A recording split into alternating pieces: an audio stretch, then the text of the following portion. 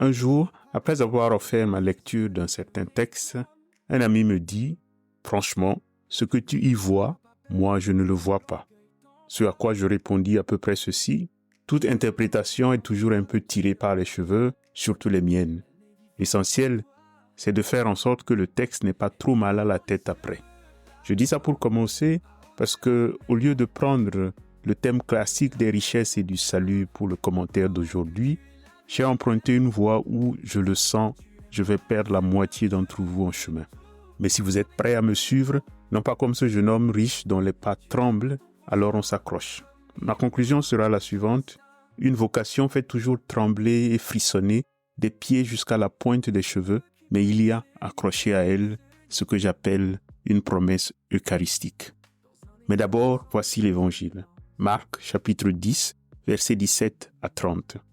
En ce temps-là, Jésus se mettait en route quand un homme accourut et tombant à genoux lui demanda: « Bon maître, que dois-je faire pour avoir la vie éternelle en héritage ?» Jésus lui dit: « Pourquoi dire que je suis bon? Personne n'est bon sinon Dieu seul. Tu connais les commandements.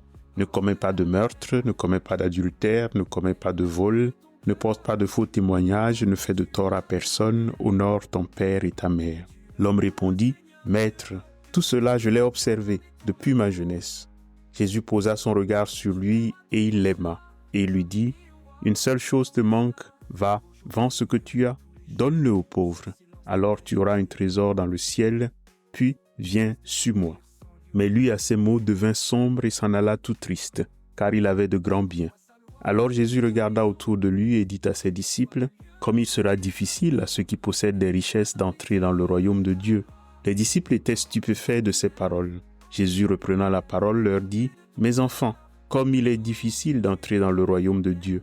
Il est plus facile à un chameau de passer par le trou d'une aiguille qu'à un riche d'entrer dans le royaume de Dieu. » De plus en plus déconcertés, les disciples se demandaient entre eux: « Mais alors, qui peut être sauvé ?» Jésus les regarde et dit: « Pour les hommes, c'est impossible, mais pas pour Dieu, car tout est possible à Dieu. » Pierre se mit à dire à Jésus: « Voici que nous avons tout quitté pour te suivre. » Jésus déclara: « Amen, je vous le dis, nul n'aura quitté, à cause de moi et de l'Évangile, une maison, des frères, des sœurs, une mère, un père, des enfants ou une terre, sans qu'il reçoive en ce temps déjà le centuple, maison, frères, sœurs, mères, enfants et terres, avec des persécutions, et dans le monde à venir, la vie éternelle. » Je vais partir aujourd'hui d'une question simple. Au fait, quand ce jeune homme se présente devant Jésus pour demander la vie éternelle, qu'est-ce qu'il entend par là? Quand un jeune homme de la Palestine d'il y a 2000 ans dit vouloir la vie éternelle, qu'est-ce qu'il veut? Il y aurait une piste à explorer en comparant les deux versions du credo que nous utilisons dans la liturgie. Dans l'une des deux versions, en l'occurrence la plus longue, dite de Nicée-Constantinople, l'expression vie éternelle n'apparaît pas. En lieu et place de « je crois à la vie éternelle », il y a une expression un peu bizarre qui dit « je crois à la vie du monde à venir ». La vie éternelle, c'est donc la vie dans le monde à venir. Mais entre nous et le juif du temps de Jésus, la forme, le sens, les coordonnées de ce monde à venir ne sont pas les mêmes. Après 2000 ans de christianisme, quand nous entendons cette expression, nous pensons spontanément à la vie après la mort. Mais si nous nous mettons un instant dans la peau de ce jeune homme, et je m'inspire ici de Tom Wright, l'expression traduite par vie éternelle, en grec zoé aionos, n'est pas la vie après la mort, mais l'instauration de l'ère messianique. Le juif de l'époque considérait que le monde présent était plein de péchés et d'injustices, de mensonges, de domination et d'oppression. Regardez un peu autour si ça a changé, vous me direz. Les bons souffraient, les méchants s'en tiraient à bon compte. Il attendait donc ce fameux monde à venir, inauguré par le Messie, où tout cela serait différent, où le Messie viendrait renverser les tables, mettre fin aux injustices et inaugurer une ère de paix, d'abondance et de gratuité sur terre. Et pour ceux qui à l'époque croyaient en la résurrection des morts, les justes déjà morts reviendraient en chair et en os profiter de ce monde nouveau en compagnie du Messie. Quand Pierre, Jacques et Jean voient Élie et Moïse à la transfiguration, ou quand les deux derniers viennent demander à siéger l'un à gauche et l'autre à droite de Jésus, on peut imaginer ce qu'ils avaient dans la tête. On peut présumer que que c'est exactement la même chose que ce jeune homme désire. Jusque-là, tout va bien, mais c'est ici que les choses vont commencer à se gâter. Dans la vie de tous les jours, ce monde à venir, ce monde nouveau, était représenté en miniature, pour ainsi dire, dans l'institution du sabbat et ses différents prolongements. Le sabbat, c'est une image de l'ère messianique, et l'ère messianique, la fameuse vie éternelle, dans le sens qu'on vient de dire, sera un sabbat éternel. Dans ce sens, le sabbat est bien plus qu'un simple jour de repos hebdomadaire. À travers ce jour, on anticipe l'ère messianique, un monde rééquilibré. Car d'un côté, le sabbat instaure une pause dans le rythme effréné du travail, permettant de sortir de la logique d'accumulation et d'exploitation qui domine souvent les rapports humains. De l'autre côté, le sabbat est une proclamation de l'égalité entre tous. Ce jour-là, les esclaves, les serviteurs et même les animaux sont libérés de leurs tâches. Ils participent tous au repos. Le sabbat préfigure donc la grande libération annoncée dans l'ère messianique, où les opprimés et les marginalisés sont libérés, les injustices corrigées, les relations transformées et les hiérarchies sociales renversées. Loin d'être seulement un rendez-vous pour le culte, le sabbat porte donc en soi une logique de l'organisation sociale et des rapports sociaux. Loin d'être seulement pour le repos physique, il porte l'utopie de structures sociales et économiques plus justes et plus humaines. Le bibliste américain Walter Brueggemann parle pour cette raison non pas du sabbat, mais du principe sabbatique. On retrouve des extensions ou des prolongements de ce principe sabbatique en Deutéronome chapitre 15 sous la forme de l'année sabbatique qui recommande qu'au bout de chaque cycle de 7 ans, la 7e année soit tout entière un long sabbat. Ou encore l'autre prolongement en Lévitique chapitre 25 qui recommande qu'au bout de 7 fois 7 ans, la 50e année soit aussi tout entière une longue pause sabbatique. Et ces années sabbatiques poussent très loin et radicalisent les valeurs déjà présentes au cœur du sabbat. Les endettés sont libérés de leurs dettes, les esclaves sont remis en liberté, la terre est redistribuée à ceux qui l'ont perdue, etc. Vous devinez maintenant pourquoi toutes ces institutions ne devaient pas plaire aux riches, aux puissants et aux possédants. Perdre en une année tous les esclaves qu'on a mis cher à acheter, ce n'est pas de nature à faire sourire le plus libéral de tous les hommes. C'est peut-être pourquoi, dans la tradition biblique, ce monde nouveau est constamment promis aux pauvres, car ce sont les seuls à pouvoir vraiment s'en réjouir. Les plus nantis ne sont guère disposés à apprécier la blague. Et le prophète Amos décrit comment ces derniers n'attendent jamais qu'une seule chose, que le sabbat finisse pour que les affaires reprennent. Pour eux, chaque jour de repos pour les travailleurs représente une perte qui se chiffre en milliards.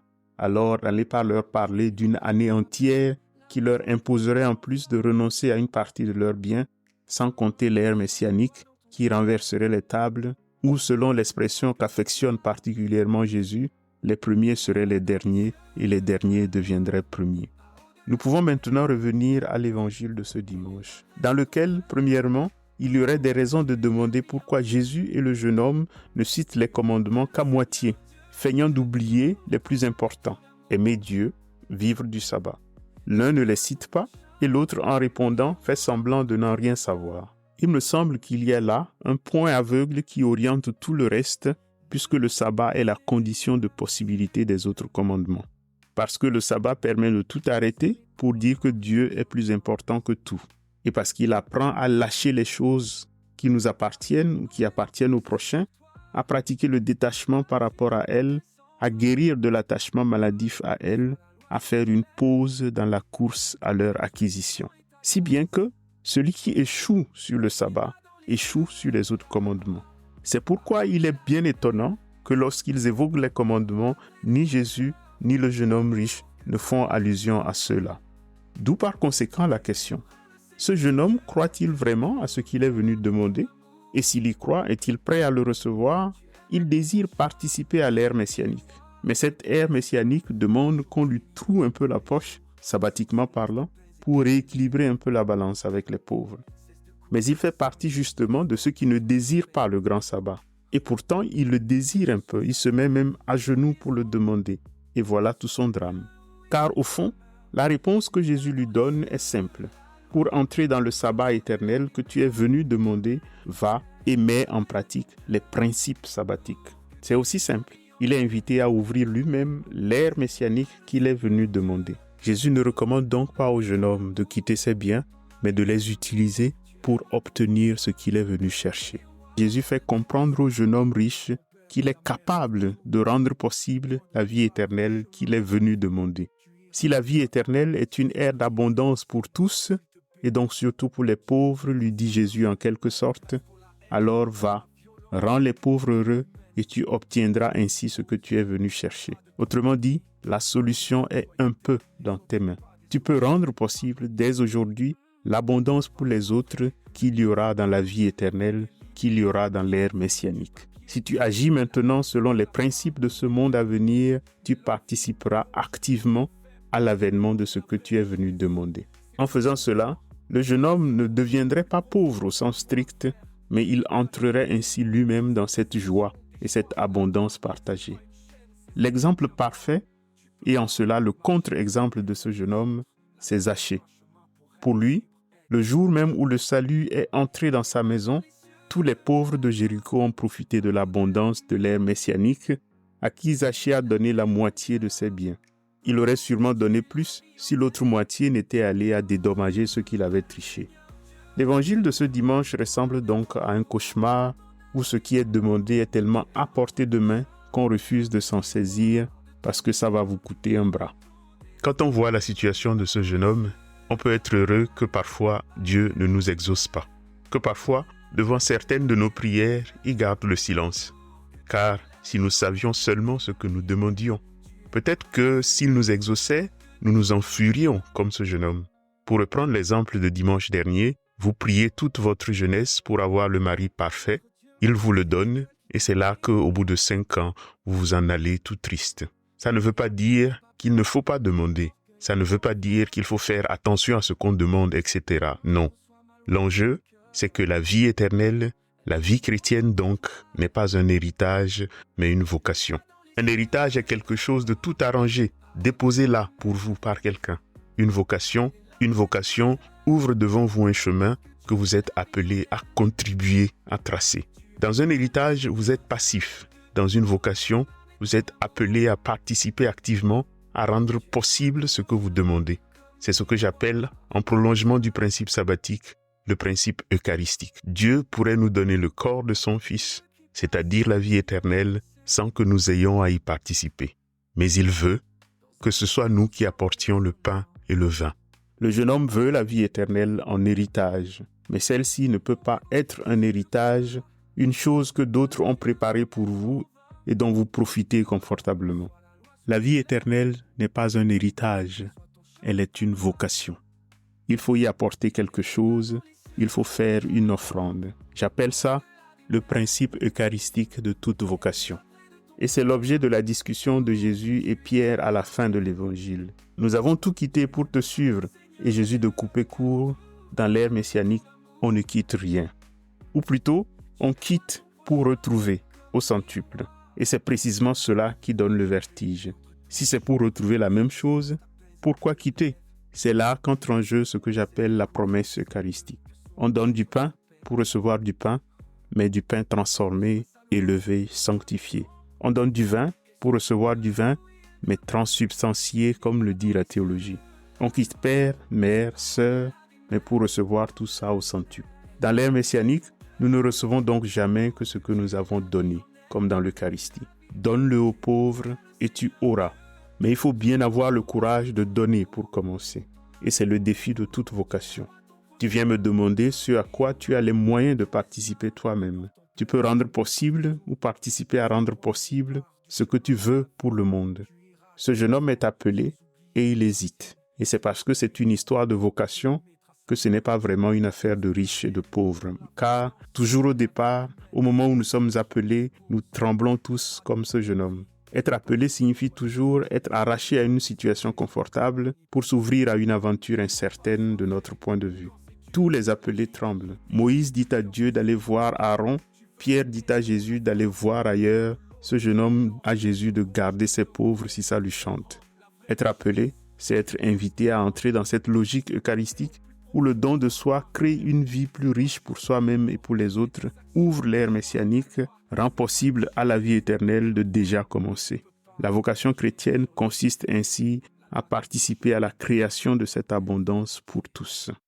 La citation que je vous ai fait supporter sur la vignette ce dimanche vient de l'écrivain anglais Oscar Wilde, une âme troublée qui se fit recevoir dans l'église catholique in extremis sur son lit de mort. Dans une de ses pièces de théâtre intitulée Le mari idéal et qui rappellera notre conversation de dimanche dernier, il fait dire à un de ses personnages « Parfois pour nous punir, les dieux exaucent nos prières ». Cette citation trouve un écho particulier dans l'histoire du jeune homme riche qui demande la vie éternelle, ce que Jésus s'empresse de lui déposer dans les mains avant qu'il s'enfuie à toutes jambes parce que ça lui brûle la paume des mains. Parfois, on demande ainsi des choses qu'on n'est pas prêt à recevoir. Mais qui sait, peut-être est-il revenu dans cette foule innombrable que la grâce rattrape au moment de participer à la vie éternelle de l'autre côté. Car enfin, puisque rien n'est impossible à Dieu, les chameaux finissent toujours par passer par le trou de l'aiguille. Il leur faut juste le temps de réaliser qu'en laissant leur bosse pour pouvoir se faire souple, ils retrouvent de l'autre côté une centaine de bosses au choix qui augmentent leur chamelité.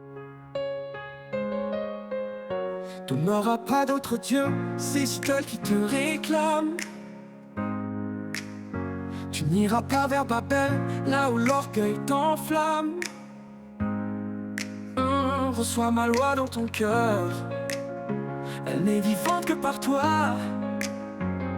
Elle n'est pas dans les cieux, la loi, pas au-delà des mers.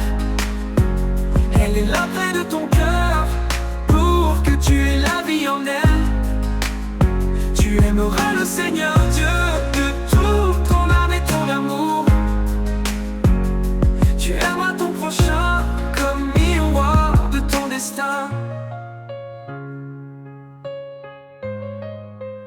Ne crie pas Seigneur, Seigneur, dans un écho sans résonance,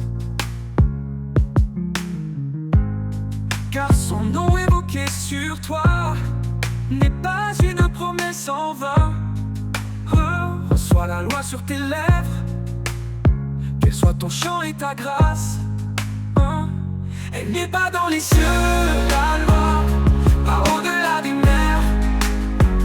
Elle est là près de ton cœur, pour que tu aies la vie en elle. Tu aimeras le Seigneur Dieu de toute ton âme et ton amour.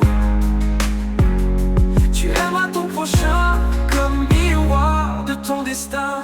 Au jour béni entre tous les jours, où son silence t'apaise et t'élève. Cesse de courir sans lieu, que son repos soit ta paix. Reçois sa loi dans ta maison, qu'elle soit le lieu où il demeure. Elle n'est pas dans les cieux, la loi, pas au-delà des mers. Elle est là près de ton cœur, pour que tu aies la vie en elle. Et la vie en elle. Tu aimeras le Seigneur Dieu de toute ton âme et ton amour. Ton âme et ton amour. Tu aimeras ton prochain comme miroir de ton destin. Honore ton père et ta mère avant tout. C'est le point de départ du chemin de la vie.